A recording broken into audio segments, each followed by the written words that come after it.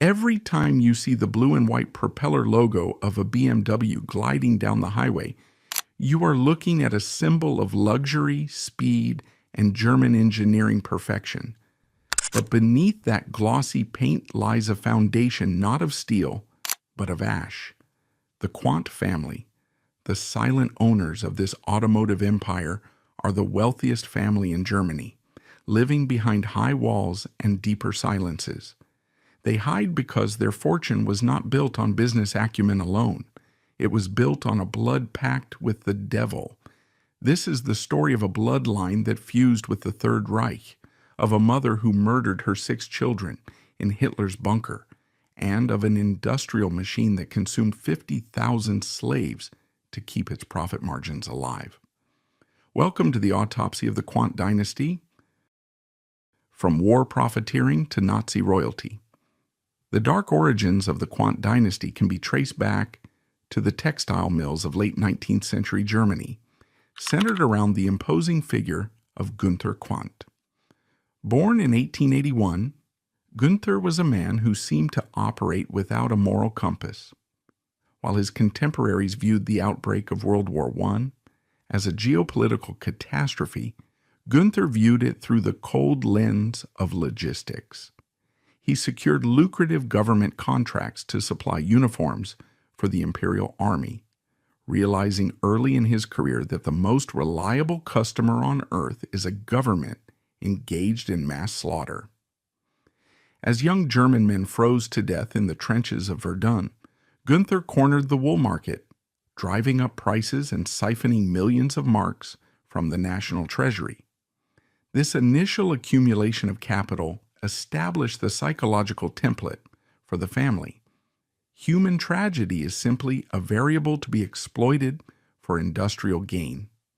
The chaos of the Weimar Republic, with its hyperinflation and street violence, served as the perfect incubator for Günther's ambition. He operated as a vulture capitalist, circling dying companies and devouring them for pennies on the dollar. His most critical acquisition during this period was AFA, Accumulatoren Fabrik Aktiengesellschaft, a massive battery manufacturer. To the uninitiated, a battery factory seems mundane. To Günther, it was the beating heart of future warfare. He understood that the submarines, radios, and tanks of the next war would require portable power. By seizing control of AFA, he positioned himself not merely as a businessman, but as an indispensable organ of the state. He did not care which flag flew over the Reichstag, monarchist, democratic, or fascist, so long as the ruler bought his batteries. He was a creature of pure opportunism, a void waiting to be filled by a powerful patron. The narrative takes a sharp turn into the realm of psychological horror with the introduction of Magda Ritschl. In 1920, on a train compartment crossing Germany, the 38-year-old widower Günther laid eyes on the 18-year-old Magda. He did not court her, he targeted her. Their subsequent marriage was a transaction devoid of warmth. Günther needed a trophy wife to host his society salons and manage his estate. Magda sought financial security. From this loveless, sterile union, a son was born in 1921, Harold Quandt. This boy represents the terrifying biological link between the modern BMW fortune and the inner circle of the Nazi elite. He was the genetic bridge between industrial capital and political genocide. The marriage quickly disintegrated. Günther was a miserly, controlling tyrant who counted every pfennig and demanded absolute obedience. Magda, bored, neglected, and yearning for a cause greater than herself, began to drift away. She found her purpose not in the arms of another industrialist, but in the fiery rhetoric of a rising political agitator named Joseph Goebbels. Following her divorce from Günther in 1929, Magda did not fade into obscurity. She ascended to the pinnacle of the Nazi hierarchy, marrying Goebbels and becoming the unofficial First Lady of the Third Reich. She worshipped Adolf Hitler with a fanaticism that bordered on religious ecstasy. This creates a historical reality that is difficult to comprehend. Young Harold Quandt, the future heir to the Quandt billions, moved out of his father's house and into the home of Joseph Goebbels. He grew up calling the propaganda minister Papa.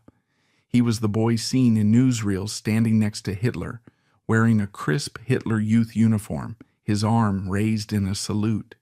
While his biological father, Günther, was busy converting his factories to serve the Nazi war machine, his stepfather was busy engineering the Holocaust.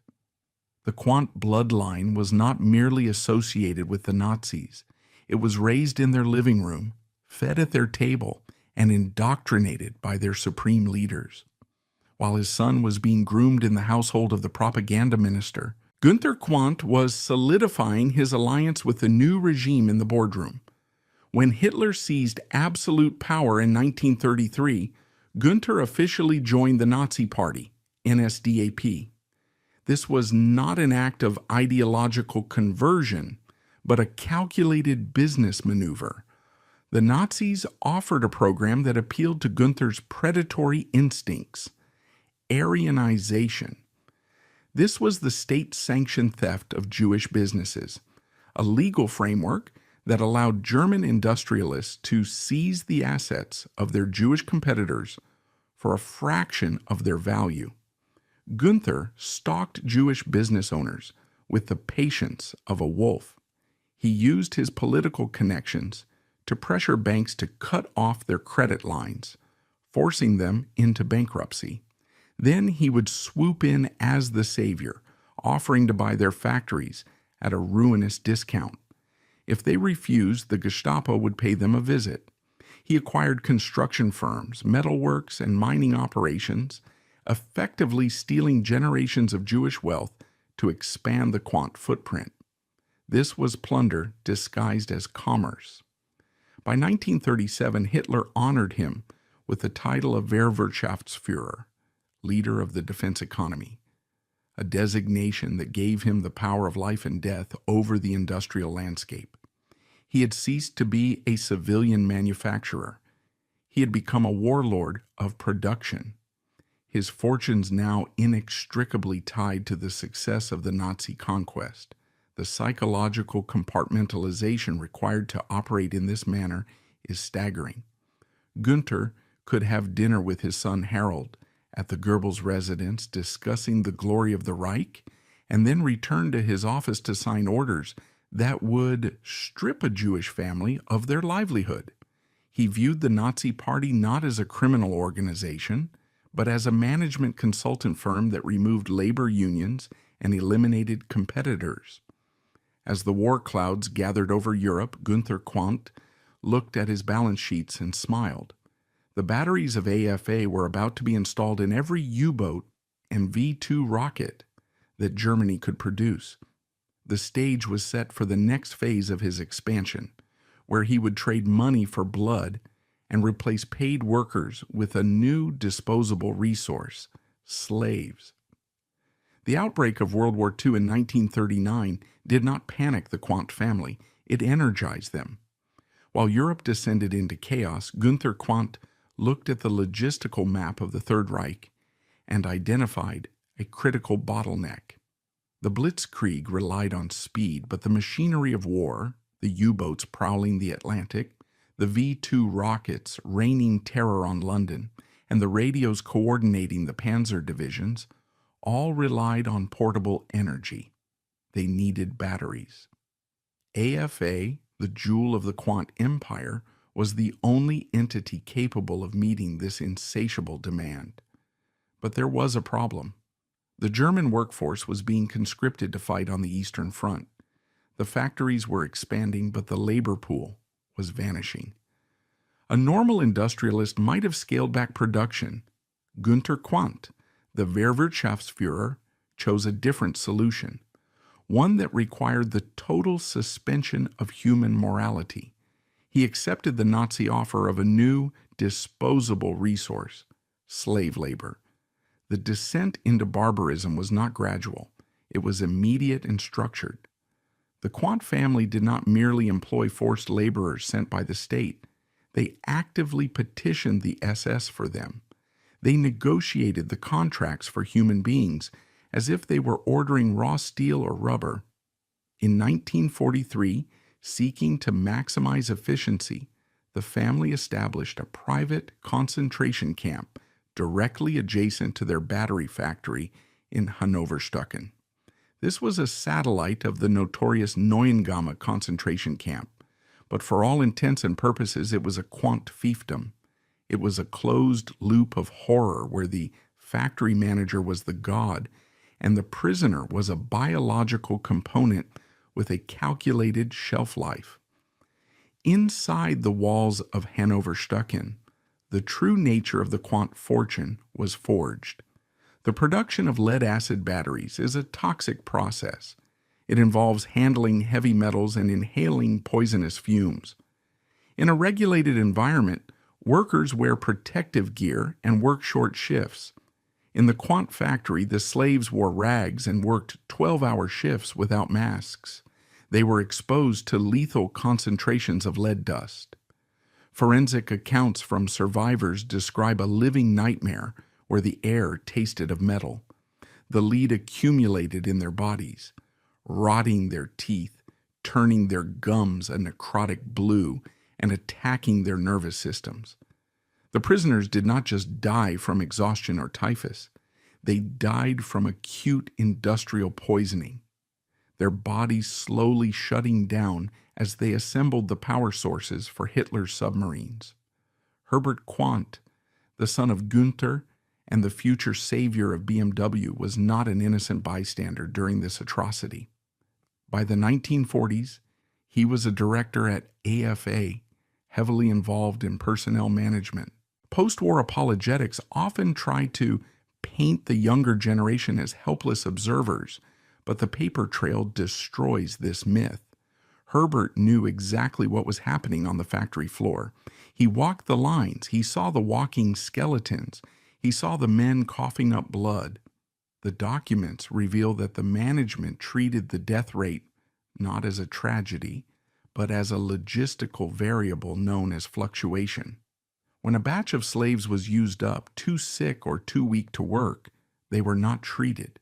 They were returned to the SS for special handling, execution, and replaced with a fresh shipment.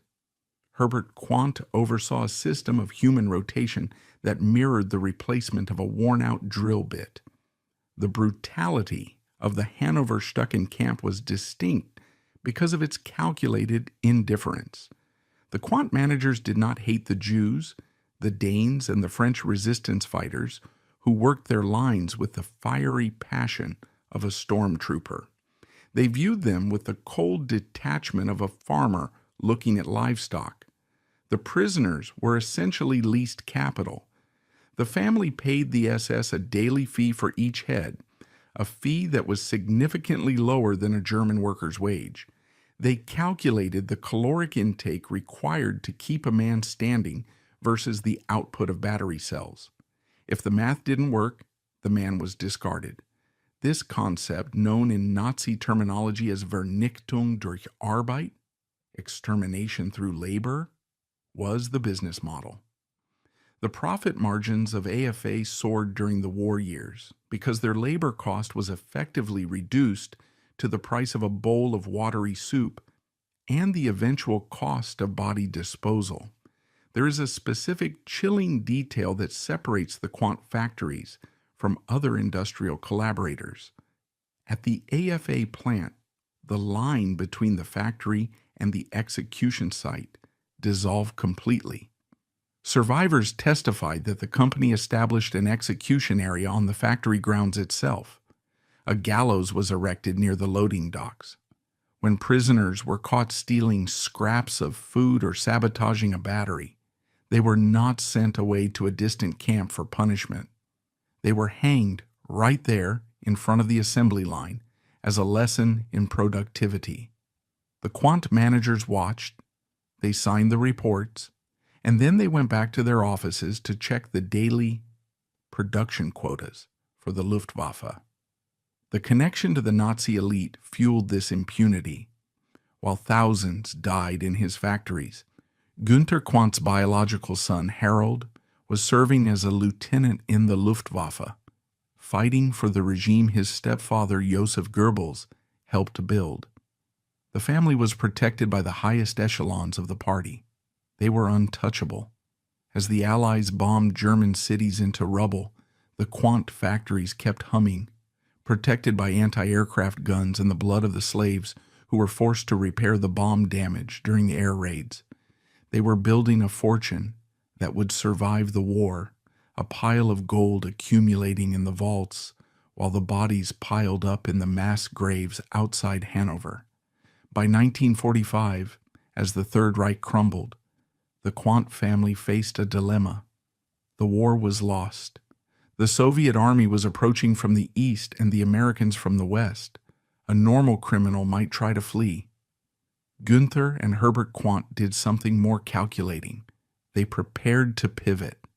They knew that the world would still need batteries, regardless of who won the war. They began to scrub the records. They dismantled the gallows. They sent the surviving slaves on death marches, away from the approaching liberators, hoping that hunger and cold would finish the job and destroy the witnesses. They were preparing for the greatest magic trick of their lives, transforming themselves from Nazi warlords into respectable West German industrialists. They bet on the fact that the world would forget the smell of the lead dust if the price was right. The final act of the Nazi Götterdämmerung played out 30 feet beneath the streets of a burning Berlin, and it is here that the Quandt family history intersects with the darkest moment of the 20th century. On May 1, 1945, inside the Führer bunker, Magda Goebbels, the ex-wife of Günther Quandt and the mother of the Quandt heir, Harold, made a decision that defies biological instinct. With the Soviet army only meters away, Magda and her husband, Joseph Goebbels, decided that a world without National Socialism was not a world worth living in. More terrifyingly, they decided it was not a world their children should live in either.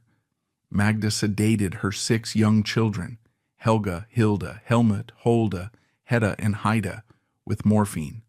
Once they were unconscious, she crushed cyanide capsules between their teeth, extinguishing their lives one by one.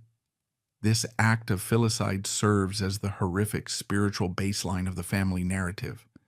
However, one child was missing from this slaughter, Harold Quandt. He was Magda's son from her first marriage to Günther, and he was safe in a prisoner of war camp in Benghazi, having been captured by the British. Before she killed herself, Magda wrote a final letter to Harold, a document that serves as a chilling testament to the fanaticism that flowed through his veins. She wrote, "My dear son, our glorious idea is ruined.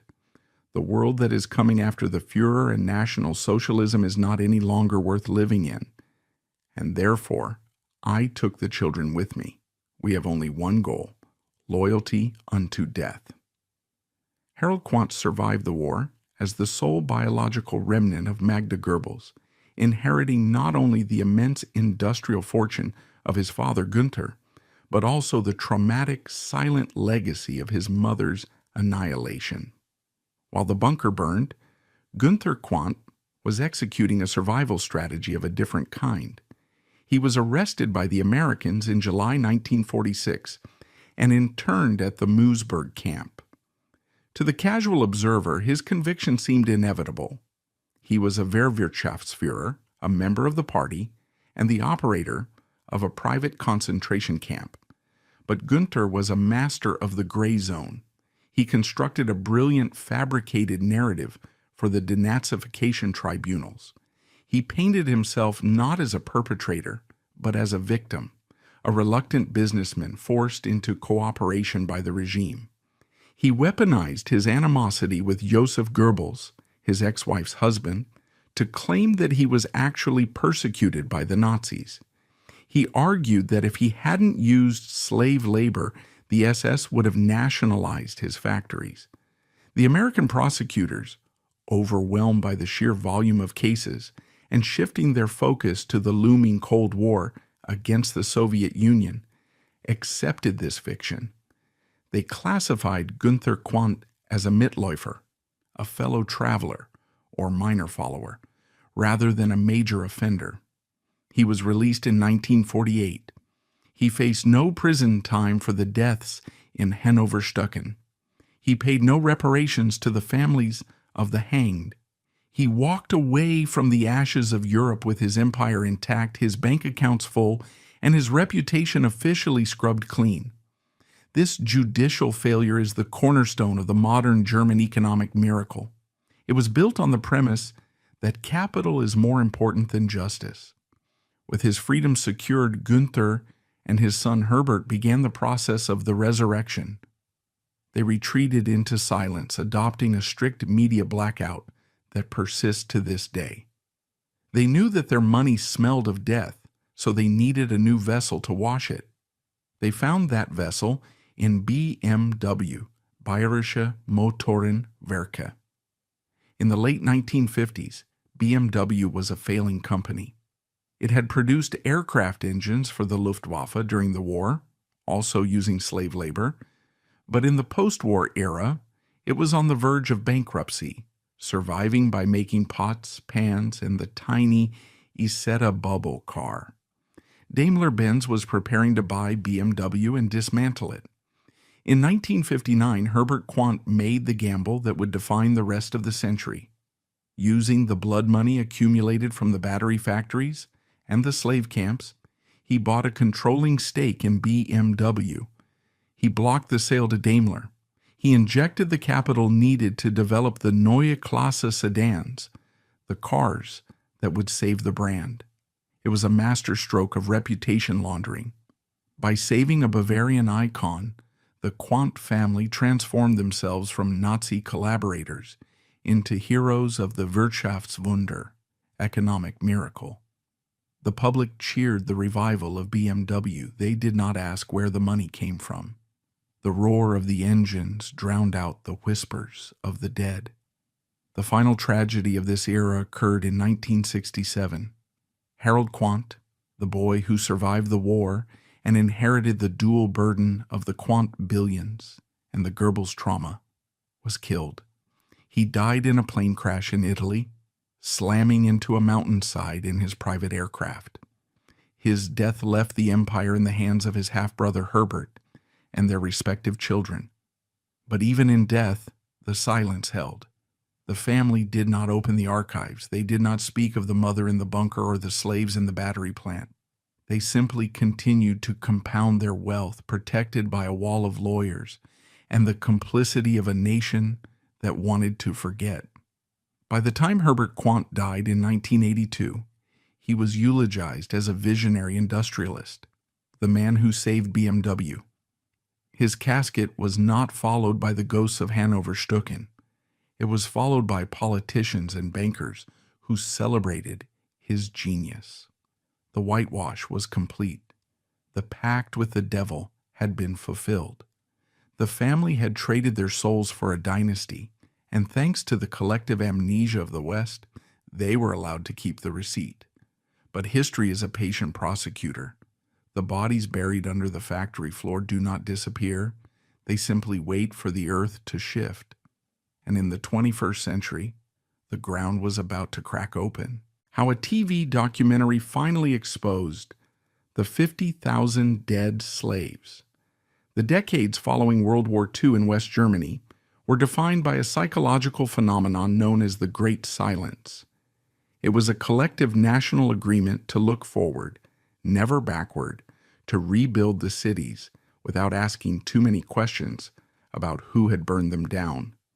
No family embodied this selective amnesia more perfectly than the Quandts. From the moment the Nuremberg trials ended until the turn of the millennium, the dynasty operated like a cult of secrecy. They were the invisible monarchs of the new German Republic, their influence woven into the very chassis of the nation's economic recovery. Yet their faces remained hidden. They gave no interviews. They attended no public galas. They allowed no unauthorized biographies. This was not modesty. It was a tactical necessity. They knew that their empire was a sepulcher, and if they let the light in, the bones would start to scream. Herbert Quandt, the man who had walked the killing floors of the battery factories and watched slaves hang from the gallows, became the architect of this new reality. Physically, Herbert was failing. A degenerative eye disease was slowly robbing him of his sight, turning the world into shadows. But metaphorically, his blindness was willful. He constructed a hermetically sealed world for his family in Bad Homburg, a fortress of privilege where the word Nazi was never spoken. He raised his children, Suzanne Clotten and Stefan Quandt, in a vacuum of history. They grew up knowing they were rich, knowing they were powerful, but having absolutely no concept of the true source of their inheritance. They were taught that their grandfather Gunther was a brilliant industrialist who had navigated difficult times, a victim of circumstance rather than a perpetrator of genocide. This gaslighting of the next generation was the ultimate act of preservation. By keeping his heirs innocent, Herbert ensured that they would defend the family legacy with the righteous indignation of the unknowingly guilty. The vehicle for this reputation laundering was BMW. When Herbert Quandt saved the company from bankruptcy in 1959, he didn't just buy a car manufacturer, he bought a new identity. The launch of the Neue Klasse, new class sedans, in the 1960s was symbolic of the family's own transformation. These cars were sleek, modern, and technically flawless. They represented the future, speed, efficiency, and freedom. They were the perfect distraction. Every time a shiny BMW 1500 rolled off the assembly line in Munich, it put another layer of chrome over the memory of the slaves in Hanover. The world fell in love with the ultimate driving machine, and in doing so, they unknowingly funded the retirement of the men who had armed the Wehrmacht. The brilliance of the Quandt strategy was to equate their personal success with the success of West Germany itself. To attack the Quandts was to attack the economic miracle. They wrapped themselves in the flag of democracy while counting the profits of fascism. Throughout the 1970s and 80s, the silence held. But it required constant vigilance. The family maintained a phalanx of lawyers whose sole job was to suppress inquiry. When journalists sniffed around the edges of the AFA battery history, they were met with threats of libel suits or stonewalled by a lack of documentation. The family had destroyed the most incriminating records in the final days of the war, leaving a paper trail that was deliberately incomplete. They relied on the fact that the survivors, the few slaves who hadn't been worked to death, were scattered, poor, and traumatized. Who would believe a ragged survivor from Ukraine over the wealthiest family in Europe? The power dynamic was so lopsided that the truth didn't stand a chance. The burden of this silence began to warp the family dynamics. Herbert Quandt became a recluse, a phantom of Bad Homburg, governing his empire by telephone and proxy. He knew that one slip, one honest answer, could bring the whole facade crashing down. He died in 1982, taking the secrets to his grave, leaving the empire to his widow, Johanna, and his children. Suzanne and Stefan inherited billions, but they also inherited a ticking time bomb. They were now the custodians of a lie they didn't even fully understand. They walked into boardrooms as the major shareholders of BMW, revered as royalty, completely unaware that the foundation of their throne was a mass grave. They were the unintentional heirs of a crime against humanity, protected by a firewall of money that was about to be breached by the one thing their father couldn't kill, the archives. The 1990s brought the first cracks in the dam. The unification of Germany opened up the archives of the former East Germany. Suddenly, documents that had been locked away behind the Iron Curtain were available to historians. Researchers began to piece together the fragments of the Third Reich's industrial machinery. They found requisition orders signed by Quandt managers. They found transport manifests for slaves. They found death reports. The ghosts were beginning to stir, but the family, led by the matriarch Johanna, held the line. They issued vague statements about forced labor being a tragedy of the era, using the passive voice to distance themselves from agency. They claimed they were no different from Volkswagen or Siemens, hiding in the herd of guilt. They didn't realize that a storm was gathering, and it would arrive not in a courtroom, but on a television screen. The fortress of silence that the Quandt family had meticulously constructed for 60 years was not breached by a government subpoena, a corporate whistleblower, or a sudden pang of conscience from within the dynasty. It was demolished by a television signal. For decades, the family had operated under a cloak of invisibility, managing their devastating history with a combination of aggressive litigation and strategic philanthropy. They believed that time was their ally, that as the survivors of the concentration camps died of old age, the evidence of the family's crimes would decay along with the bodies. They were wrong. On a quiet evening in October 2007, the German public broadcaster ARD aired a documentary titled Das Schweigen der Quandts, The Silence of the Quandts. To the forensic historian, this was not merely a film. It was a televised exhumation. It was a 90-minute autopsy of the German industrial soul, performed in front of millions of viewers who had spent their lives driving BMWs and admiring the Quandt family from afar. The filmmakers, Eric Friedler and Barbara Siebert, had approached the project with the tenacity of cold case detectives. They understood that the official archives had been scrubbed by Günther and Herbert Quandt in the final days of the war. They knew that the corporate records were locked in the family's private vaults in Bad Homburg, so they went to the only archive the family could not burn, the living memory of the victims. They traveled across Europe and into the Levant, tracking down the last surviving slave laborers of the Hannoverstücken and Neuengamme concentration camps.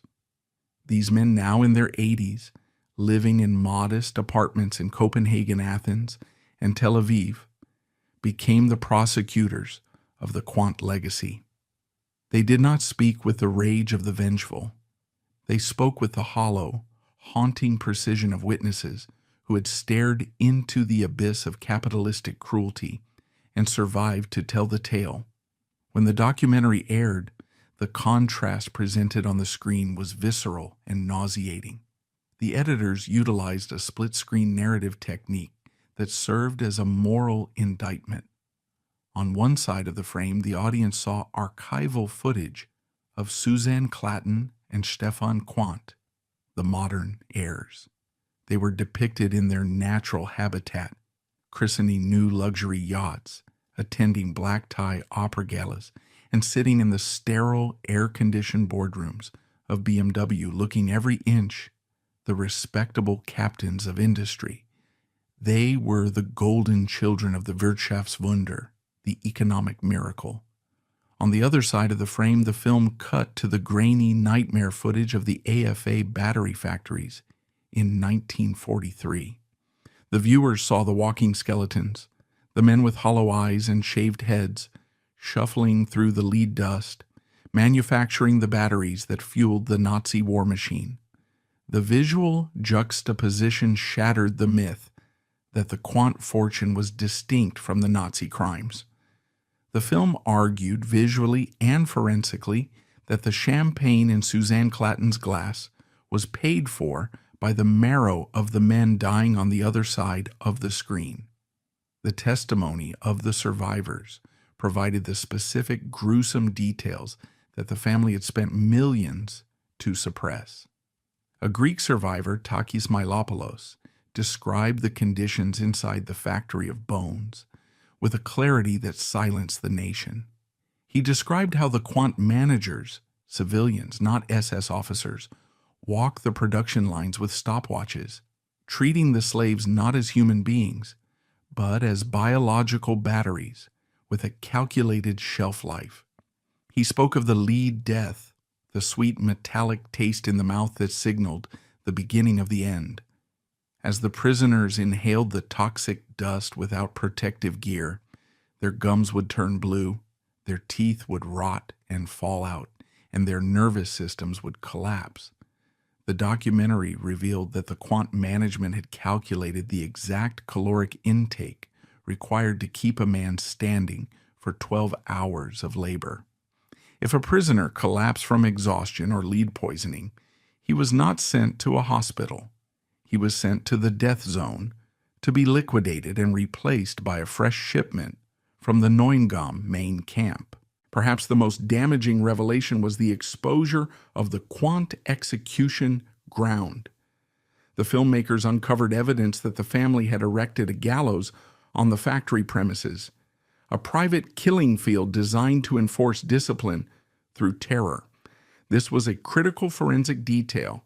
It proved that the atrocities were not happening over there, in some distant SS-run camp for which the family could claim ignorance. The murders were happening inside the business, visible from the office windows where Herbert Quandt sat reviewing production quotas. The documentary proved that Herbert, the man eulogized as the savior of BMW, was personally responsible for the personnel management of a death camp. He had walked the lines, he had seen the blue gums, he had signed the requisition orders for more bodies.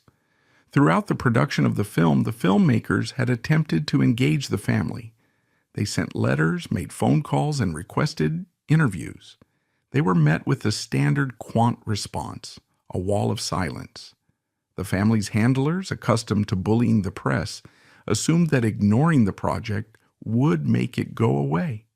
This was a fatal miscalculation. In the visual language of the documentary, the empty chair became the loudest voice in the room. The filmmakers repeatedly showed the unanswered letters and the closed gates of the family estate. This refusal to speak transformed the Quandts in the public eye. They were no longer viewed as private, dignified aristocrats. They were revealed as cowardly accomplices, happy to spend the blood money, but too frightened to look the victims in the eye. The silence was no longer a shield. It was an admission of guilt. The reaction in Germany was seismic. The morning after the broadcast, the nation woke up with a collective moral hangover. For decades, the German public had bought into the comforting lie of the good industrialist, the idea that business leaders like the Quandts were merely caught up in the machinery of the totalitarian state, distinct from the fanatical SS killers. The silence of the Quandts vaporized this myth. It demonstrated that the industrialist was often worse than the soldier. The soldier might kill for ideology. The Quandts killed for a quarterly earnings report. The moral injury to the BMW brand was profound. The logo, a symbol of Bavarian pride and engineering excellence, was suddenly stained with the invisible blood of 50,000 slaves.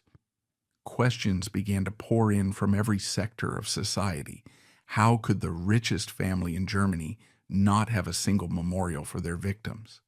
How could they sit on the boards of cultural foundations while ignoring the men they enslaved? For the heirs, Susanna Klatten and Stefan Quandt, the broadcast was a psychological catastrophe that pierced their bubble of privilege. Reports from within their inner circle suggest that the family watched the documentary in a state of shock.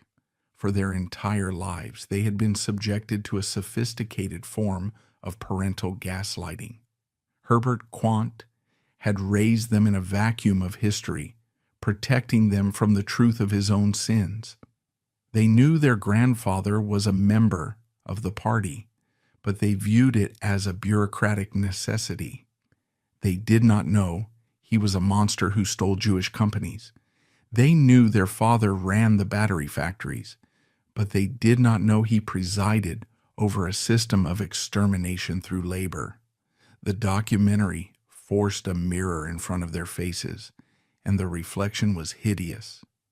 They looked at their vast inheritance, the billions in stock, the mansions, the art collections, and realized that it was all poisoned fruit. The cognitive dissonance within the family was immense. Suzanne Clatton, a woman known for her discipline and her attempts to lead a normal life despite her wealth, found herself cast in the role of a villain by inheritance. The public anger was personal. Protesters began to appear outside the BMW headquarters. The Jewish Claims Conference and various survivor advocacy groups demanded answers. The family realized that the Great Silence was untenable. They were trapped in a corner of history. If they continued to deny the findings, they risked becoming pariahs in the global business community. If they attacked the filmmakers, they would look like bullies attacking the victims a second time. The film also exposed the terrifying biological connection to the Nazi elite that the family had tried to bury. The documentary reminded the world that Harold Quandt, the half-brother of Herbert and the uncle of the current heirs, was the son of Magda Goebbels. It showed footage of young Harold in the Goebbels household, standing next to Hitler, the royal child of the Third Reich. This genetic link to the ultimate evil of the 20th century, combined with the industrial crimes of the battery factories, created a narrative that was impossible to spin. The Quandts were not just bystanders, they were the royalty of the regime. As the credits rolled on that October evening, the carefully manicured reputation of the Quandt dynasty lay in ruins. The documentary had done what the Nuremberg trials failed to do. It delivered a verdict in the court of public opinion. The ghosts of Hanover Stücken had finally climbed over the high walls of Bad Homburg. They were standing in the living room of the richest family in Germany, pointing their skeletal fingers at the heirs, demanding an accounting. The silence was broken, and the sound that replaced it was the deafening roar of a history that refused to stay buried. The family had a choice. They could retreat further into their fortress and wait for the storm to pass, or they could do the one thing a Quandt had never done in history. They could open the archives and confess. The weeks following the broadcast of The Silence of the Quandts were a period of intense, paralyzed crisis within the fortress of Bad Homburg. For the first time in the history of the dynasty, the strategy of Omerta, the code of absolute silence, had failed. The documentary had not just embarrassed the family, it had morally bankrupted them in the eyes of the global public. The BMW brand, the shiny armor that had protected the family for 50 years, was beginning to corrode. Shareholders were asking questions. Jewish organizations were demanding an accounting. The German press was relentless. The heirs, Suzanne Clatton and Stefan Quandt, faced an existential binary choice. They could continue to deny the undeniable and risk becoming international pariahs, or they could engage in a high-stakes gamble of transparency. They chose the latter, not out of a sudden burst of altruism, but out of a desperate need to control the narrative of their own damnation. In a move that forensic historians view as a masterstroke of crisis management, the family announced that they would open their private archives for the first time. They hired an independent historian, Professor Joachim Schultisek of the University of Bonn, to conduct a scholarly audit of the family's activities during the Third Reich. This was a calculated risk. By hiring a reputable academic rather than a corporate lawyer, They were signaling to the world that they were ready to face the truth, however ugly. But it was also a containment strategy. By commissioning a multi-year study, they effectively bought themselves time. For the next 3 years, whenever a journalist asked a difficult question about the slaves in the battery factories, the family could simply reply, "We are waiting for the historian's report." It was a way to defer judgment, to place the ghosts in a holding pattern, while the PR machinery prepared for the impact. When Joachim Schultisek entered the Quandt family vaults, he found a paper trail that was more incriminating than anyone had anticipated. While Gunther and Herbert had destroyed many sensitive documents in 1945, their obsessive Teutonic record-keeping had betrayed them. The archives were filled with letters, diaries, and memos that painted a portrait of enthusiastic collaboration. Schultisek found proof that Gunther Quandt was not a victim of the Nazis, as he had claimed during the denazification trials, but a radicalized opportunist who actively courted the regime. He found the minutes of meetings where the acquisition of Jewish companies was discussed with the cold, predatory logic of a takeover artist. He found the correspondence regarding the slave laborers, documents that discussed human beings in terms of depreciation and disposal. The historian realized he was not just writing a biography, he was compiling a posthumous indictment for crimes against humanity. The results of this investigation were released in 2011 in a massive 1,200-page study titled The Rise of the Quandts. The release was a media event, a public confession orchestrated to look like repentance. The findings were devastating. The report confirmed every allegation made in the documentary and went further. It concluded that the Quandt business empire was inextricably linked to the crimes of the Nazis. It confirmed that Gunther Quandt was a part of the regime's elite, a man who used his connections to Magda Goebbels to secure lucrative contracts in slave labor. It confirmed that Herbert Quandt was fully complicit in the horrors of the Hannoverstucken camp. The report stripped away the last vestiges of the good industrialist myth. It laid bare the reality that the foundation of the modern BMW fortune was built on a slurry of blood, lead, and stolen gold. The reaction of the heirs to their own paid confession was a study in cognitive dissonance. Stefan Quandt and Suzanne Klatten appeared before the press, looking somber and chastened.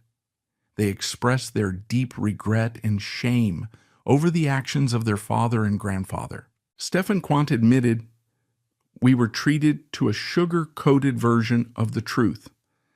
It was a moment of public vulnerability that was rare for the dynasty. However, the forensic eye looks beyond the tears and the apologies to the financial reality. While the heirs expressed shame, they did not express a desire to divest. They did not offer to return the companies stolen from Jewish families during the Aryanization period. They did not offer to give up the billions in compounded interest generated from the slave labor. The family announced a donation of 5 million euros to a project memorializing the victims of forced labor. To the average citizen, this sounds like a significant sum. To the forensic accountant, it is a rounding error. The combined wealth of the Quandt family at the time was estimated to be over 30 billion euros.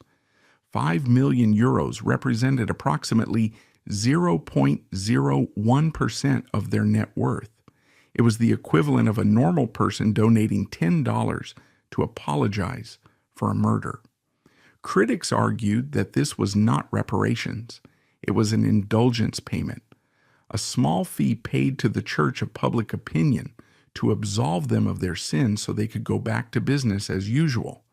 The apology was transactional. It allowed them to say, "We have acknowledged the past," and then immediately pivot to, "Now let's talk about the future of the 7 series." The release of the report also highlighted the troubling psychology of inherited innocence. Suzanne Clatton, in interviews following the release, struggled to reconcile the monster in the history books with the father she loved. She spoke of Herbert Quandt as a loving parent, a man who read her bedtime stories, completely dissociating him from the man who managed a death camp. This compartmentalization is the survival mechanism of the dynasty. To fully accept the horror of the source of their wealth would be to destroy their own identities. They have to believe that the money has been cleaned by time, that their stewardship of BMW and their philanthropy in modern Germany somehow balances the scales. They live in a state of suspended moral animation, floating on a sea of wealth that they know is toxic, yet refusing to swim to shore. The 2011 confession served its intended purpose. It lanced the boil. The press coverage eventually died down. The protesters went home. The BMW brand survived the scandal, its reputation dented but not destroyed. The world, addicted to German engineering and luxury, was all too willing to accept the apology and move on. The silence of the Quandts was replaced by the managed narrative of the Quandts. They had successfully transformed a hidden crime into a historical footnote. They had admitted to the genocide, framed it as a tragedy of a bygone era, and inoculated themselves against further attacks. But to the forensic historian, the case is never truly closed. The study proved that the capital which saved BMW in 1959 was blood money. That capital has never been separated from the company. It is in the factories, in the R&D centers, and in the dividends paid to the shareholders today. Every BMW on the road contains the DNA of that original sin. The Quandt family proved that in the world of high finance you can get away with murder if you wait long enough to confess. They kept the money. They kept the power. They kept the company. And the ghosts of Hannoverstucken, though finally acknowledged in a 1,200-page book, remain uncompensated, their unpaid wages fueling one of the greatest fortunes of the 21st century. The grave spoke, but the bank accounts remained silent. €1 billion a year in dividends, but no reparations. In the rolling hills of Bad Homburg, a wealthy enclave just north of Frankfurt, sits the nerve center of the modern German economy. It is not a skyscraper or a government ministry, but a heavily fortified compound, shielded from the public gaze by high walls, advanced surveillance systems, and a phalanx of private security. This is the seat of the Quandt dynasty, the home of Suzanne Clatton and Stefan Quandt, the grandchildren of the Nazi warlord Günther. They are the wealthiest siblings in Germany, possessing a combined fortune that fluctuates between 30 and 40 billion euros. But to the forensic observer, they are not merely billionaires. They are the shadow monarchs of the Federal Republic, wielding a quiet, terrifying influence over the industrial and political landscape of Europe. They are the living proof that in the game of dynastic capitalism, the crimes of the grandfather are not visited upon the grandchildren as a punishment, but as a tax-free inheritance. Suzanne Clatton, the older of the two, is a figure of fascinating psychological contradiction. She is the richest woman in Germany, yet she has spent her entire life trying to be invisible. As a young woman terrified that her identity would attract kidnappers or fortune hunters, a fear rooted in a foiled attempt to abduct her mother in 1978, she worked under the pseudonym Suzanne Quandt. She interned at banks and factories, stacking shelves and filing papers, creating a fictitious persona to experience a reality that her bloodline had denied her. This desire for anonymity is the defining pathology of the modern Quandts. They live in a gilded cage of their own design, insulated from the consequences of their history and the struggles of the common citizen.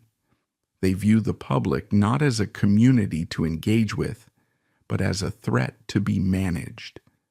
This isolation has bred a specific kind of aristocratic detachment. In rare interviews, Clatton has famously complained that it is not easy to be a billionaire, a statement of such breathtaking tone deafness that it reveals the extent of her disconnect. She views the stewardship of the blood money not as a privilege, but as a heavy cross she must bear for the nation. While they shun the limelight, their presence in the corridors of power is undeniable. The Quandt family operates as a massive political gravity well. They are historically among the largest individual donors to the Christian Democratic Union, CDU, the party of former Chancellor Angela Merkel. Forensic political analysts track these donations with the precision of following a blood trail. The timing is often suspicious. In October 2013, just days after the European Union delayed the implementation of stricter emission standards for luxury cars, a ruling that saved BMW hundreds of millions of euros, the Quandt family donated 690,000 euros to the CDU. The public outcry was immediate, with watchdog groups labeling it a legalized bribe. But the family remained silent, and the checks cleared. This incident proved that the operational DNA of the dynasty had not mutated since the days of Günther Quandt. Just as the grandfather paid the Nazis to secure battery contracts, the grandchildren pay the Democratic parties to secure regulatory loopholes. The regime changes, but the strategy of purchasing the state remains constant. The source of this power is the family's iron grip on BMW. Despite BMW being a publicly traded company, the Quandt family holds a blocking minority stake of nearly 47%. This means that in the boardroom in Munich, nothing happens without their permission. They are not passive investors living off the interest. They are the active rulers of the empire. They appoint the CEOs, they approve the designs, and they set the strategy. This control allows them to extract wealth on a scale that is difficult to comprehend. In a good year, the family receives over 1 billion euros in dividends. To visualize this, forensic accountants point out that the Quandts earn more in a single year of doing nothing than the total amount of reparations paid to the Nazi slave laborers in the entire history of the company. The dividend checks arrive annually, clean and laundered, washed of the lead dust and the Zyklon B by the passage of time and the mechanisms of the stock market. This immense wealth has created a reality distortion field around the heirs.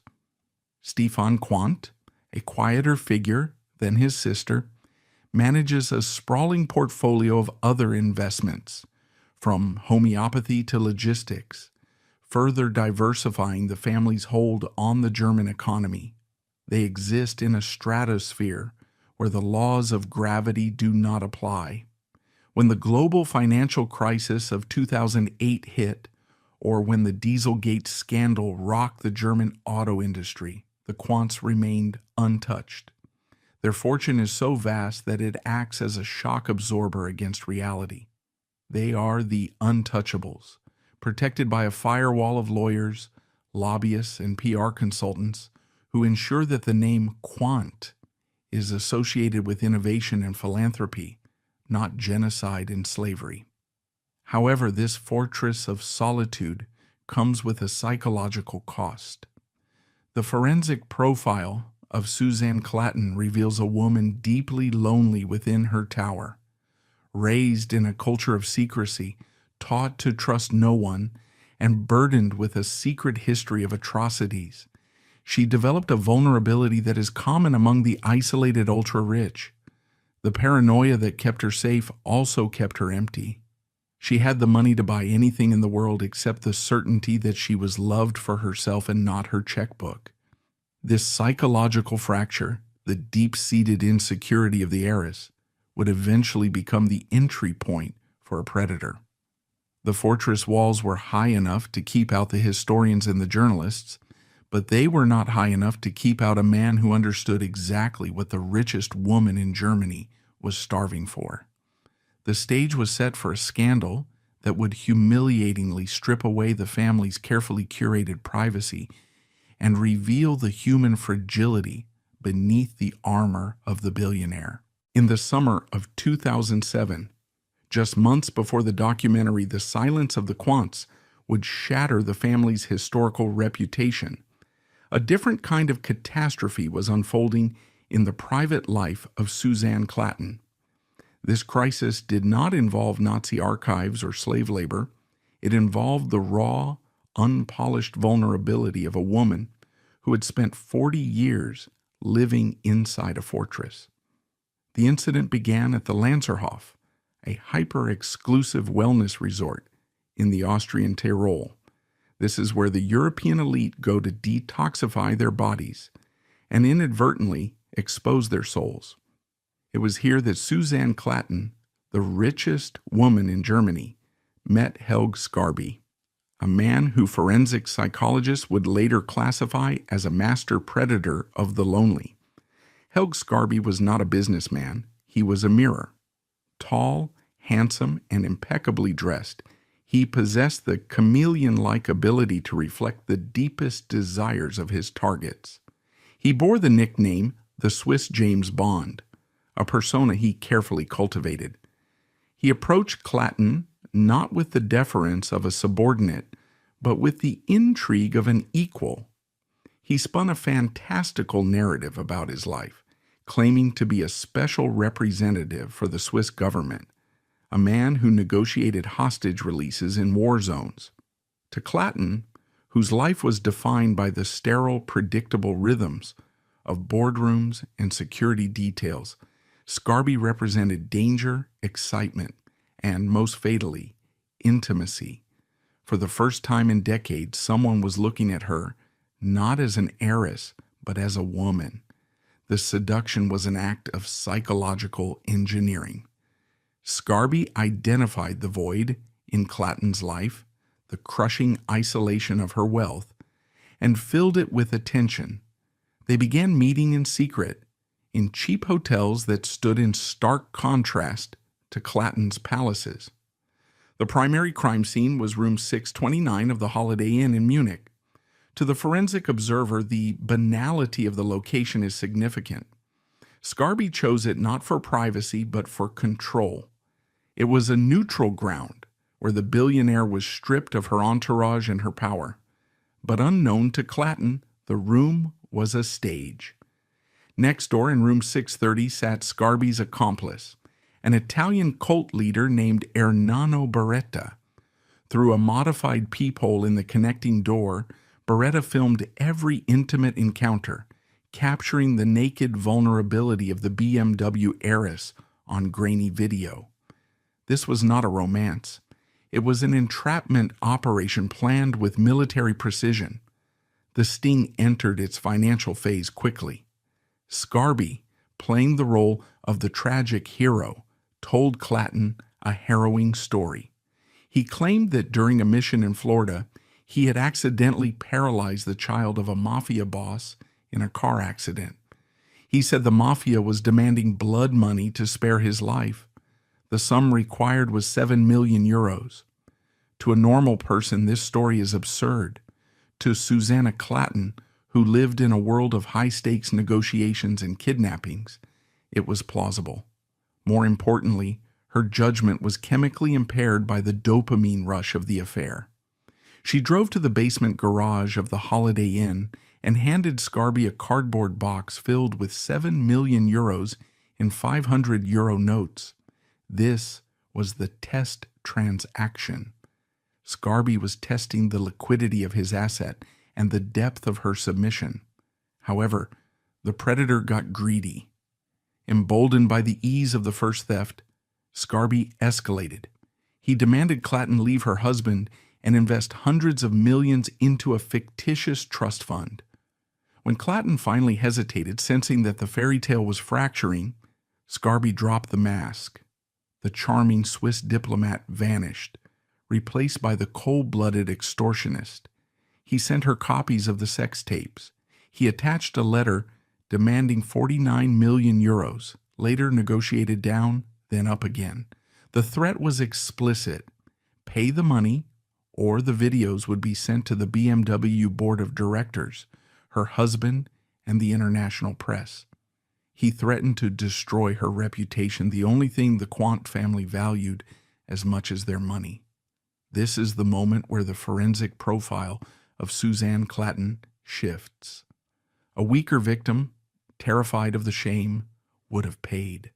The Quandt family certainly had the liquidity to make the problem disappear. 49 million euros was merely a fraction of their annual dividend payout, a sum they could lose without blinking. But Scarby had miscalculated the nature of his prey. He forgot that Suzanne Clatton was the granddaughter of Günther Quandt. Beneath the vulnerability lay a core of cold ruthlessness steel. She realized she was being enslaved, just as her grandfather had enslaved workers, and a Quandt does not submit to slavery. They impose it. In a move that stunned the German public, Clatton went to the police. She chose the humiliation of a public scandal over the humiliation of ongoing blackmail. She worked with the Munich prosecutors to set a trap. Under the guidance of police tacticians, she arranged a final meeting with Scarby at a highway rest stop in Austria. When Scarby arrived expecting another cardboard box of cash, he was swarmed by a tactical unit of the German Special Police, SEK. The Swiss James Bond was dragged out of his luxury car and thrown onto the asphalt. The subsequent trial in 2009 was a spectacle of schadenfreude for the German public. Scarby, arrogant to the end, refused to reveal where the original 7 million euros had gone. It has never been recovered. He was sentenced to 6 years in prison, but for Suzanne Clatton, the verdict was a Pyrrhic victory. The trial forced her into the witness box, where the most intimate details of her loneliness were dissected by the tabloids. The Shadow Queen was dragged into the light. The scandal stripped away the aura of invincibility that surrounded the family. It revealed that beneath the billions, the political influence, and the historical silence, the heirs were profoundly damaged human beings. Clatton had tried to buy love just as her family bought companies, and she had been scammed. The Scarby affair served as a grim bookend to the historical revelations of the same year. In 2007, the public learned that the Quandt fortune was built on death. In 2008, they learned that the current custodian of that fortune was trapped in a gilded cage of misery. It proved that the Quandt curse was real. The money extracted from the suffering of others did not bring happiness. It brought a paralyzing isolation that made the richest woman in Germany an easy mark for a hotel gigolo. The 7 million euros she lost in that garage was not just cash. It was a tax on her soul, a down payment on the realization that no amount of wealth can fill the void left by a legacy of inhumanity. In the cool, detached arithmetic of global finance, there is a singular date that matters more to the Quandt family than any historical anniversary or memorial service: the annual BMW Annual General Meeting. It is here, usually in May, that the Board of Management proposes the dividend payout for the fiscal year. To the forensic accountant, this event is not merely a corporate ritual, it is the harvesting of the crop planted by Günther Quandt in 1933. In recent years, the dividend payout to the Quandt family, specifically to Suzanne Clatton and Stefan Quandt, has hovered consistently around 1 billion euros per year. In 2018 alone, a year when the family was still ostensibly atoning for its past, they collected 1.1 billion euros in cash. This is not net worth or stock valuation. This is liquid capital deposited directly into their private accounts, tax-advantaged and clean. Put that figure under a microscope, and the insult becomes clear. The 5 million euros they tossed at the memorial fund was not a sacrifice. It was a rounding error. It represented merely 2 days of the family's passive income. They effectively paid a weekend's worth of pocket money to wash their hands of 50,000 dead slaves. This wasn't a reparation, it was a tip. It proves that the blood money was never returned. It was compounded.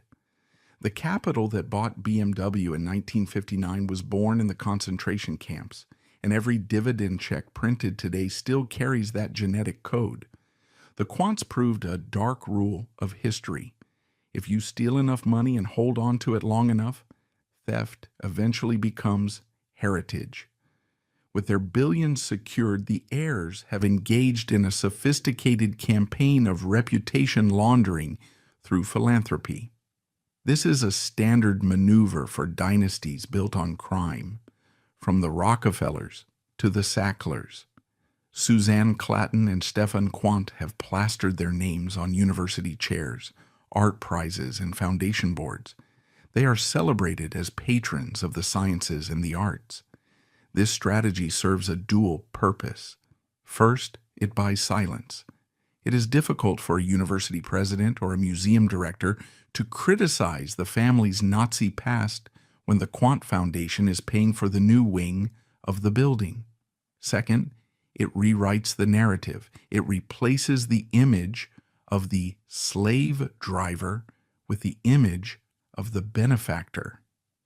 But the forensic eye notices what they do not fund. There is no Quandt scholarship for the descendants of the Greek or Russian slave laborers. There is no Herbert Quandt Hospital in the cities their batteries helped destroy. Their charity is domestic, safe, and designed to bolster their standing within the German elite. It is a hush money payment to society, a small tax paid to ensure that they are invited to the state dinners and the opera premieres.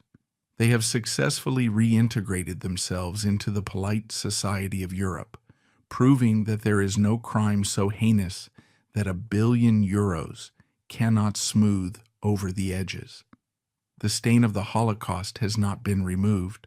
It has simply been gilded. The ultimate accomplice in this great forgetting is the product itself. The BMW automobile is a masterpiece of distraction. When a consumer sits behind the wheel of a 7 Series, surrounded by hand-stitched leather and the hum of a precision-engineered motor, they are seduced by the present. The sensory experience of the car overpowers the intellectual knowledge of its history. The brand is so strong, so desirable, that it acts as a moral anesthetic. We, the consumers, do not want to think about the lead dust in the lungs of the AFA slaves. We want to think about the horsepower. The Quandt family relies on this consumer complicity. They know that the market has no memory. They know that luxury is the ultimate amnesiac. This creates a disturbing feedback loop. By buying the cars, the world continues to enrich the heirs of the men who built the batteries for the V2 rockets. We are, in a forensic sense, financing the 4th generation of the dynasty. Stefan Quandt's children and Suzanne Clatton's children are currently being raised in the same bubble of privilege, likely shielded from the gritty details of the documentary The Silence of the Quandts, just as their parents were shielded before them. The cycle continues. The money protects the family, and the family protects the money. The Quandt curse, the trauma, the suicides, the blackmail, is the price they pay in private, but in public, they remain the untouchable monarchs of German industry. As we close the file on the Quandt dynasty, the verdict of history is chillingly clear. Justice, in the conventional sense, was never served. Günther Quandt died a free man in Cairo, on a vacation, not in a prison cell. Herbert Quandt died hailed as a visionary, not condemned as a slaver. The heirs, Suzanne and Stefan, sit atop a mountain of gold that is higher than any in Europe. The victims, the men who were hanged at the Hanover gallows, the women who died in the gas chambers powered by Quandt batteries, the children poisoned by Magda Goebbels, are dust. The story of the Quandt family is a testament to the terrifying resilience of capital. It proves that in the modern world, property rights are held more sacred than human rights. It proves that you can collaborate with the devil, profit from genocide, and as long as you survive the initial fallout and hire the right lawyers, you can keep the proceeds. The silence of the Quandts was not just a refusal to speak, it was a weapon. It was a waiting game, and they won. They waited until the witnesses died. They waited until the outrage faded. They waited until the world was distracted by the next shiny object. It was a grotesque irony. Her grandfather had extracted value from human bodies in a factory. Now, a predator was extracting value from her body in a cheap hotel room. The methods were different, but the transactional coldness was exactly the same. Today, the skeletons in the family closet have been cataloged in a 1,200-page book that sits on library shelves, gathering dust. The family acknowledged them, nodded solemnly, and then went back to work. The engine of the BMW roars on, drowning out the whispers of the past. The Quandt dynasty stands as a monolith to a singular dark truth of the 20th century. The statute of limitations on murder may expire, but the statute of limitations on profit is eternal.